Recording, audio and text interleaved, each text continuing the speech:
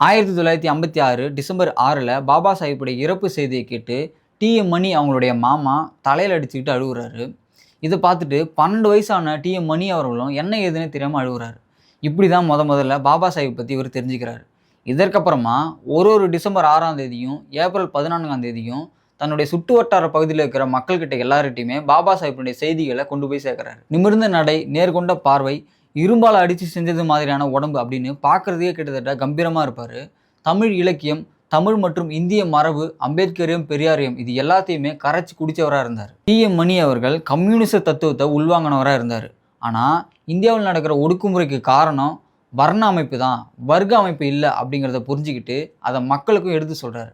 இதை பார்க்கும்போது இயக்குனர் ப. ரஞ்சித் அவர்களுடைய நட்சத்திரம் நகருது படத்தில் வர ஒரு டயலாக் தான் நமக்கு ஞாபகத்துக்கு வருது. அப்புறம் இந்த வர்க்கம் ஒழிஞ்சிட்டா ஜாதி ஒழிஞ்சிடும், இதெல்லாம் என்னால் ஏற்றுக்க கூட முடியாது. இந்த சாதியத்தினுடைய செயல்பாடுகளை தன்னுடைய அனுபவத்தின் மூலமாகவும் படிப்பு மூலமாகவும் நுணுக்கமாக புரிஞ்சுக்கிட்டு அதுக்கேற்ற மாதிரி செயல்படுறாரு. அதே போலவே தலித் மக்கள் இந்துக்கள் இல்லை அப்படிங்கிறதையும் வலியுறுத்துறாரு.